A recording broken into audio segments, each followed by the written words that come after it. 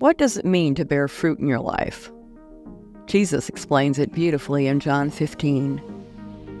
Good day, Grace Keepers. Welcome to your daily dose of God. Today's reading is John 15. Key verses to reflect on include John 15, 1 through 5, and 8. Let's learn what Jesus has to say. Today's reading is about abiding in Jesus and bearing fruit. I am the true vine, and my Father is the gardener. He cuts off every branch in me that bears no fruit, while every branch that does bear fruit, he prunes, so that it will be even more fruitful. You are already clean because of the word I have spoken to you. Remain in me, as I also remain in you. No branch can bear fruit by itself. It must remain in the vine. Neither can you bear fruit unless you remain in me. I am the vine, you are the branches.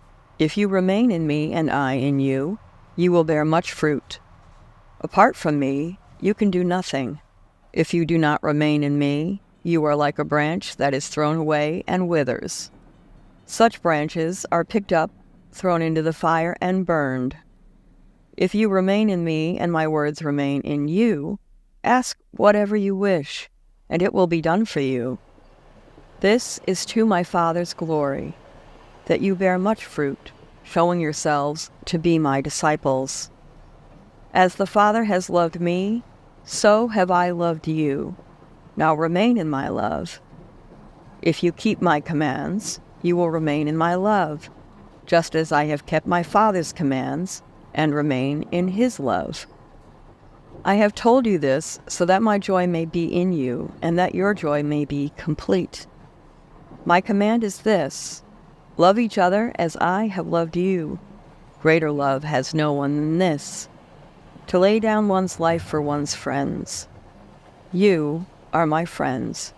If you do what I command, I no longer call you servants, because a servant does not know his master's business. Instead, I have called you friends, for everything that I learned from my Father I have made known to you. You did not choose me, but I chose you, and appointed you, so that you might go and bear fruit, fruit that will last. And so that whatever you ask in my name, the Father will give you. This is my command: love each other. If the world hates you, keep in mind that it hated me first. If you belong to the world, it would love you as its own.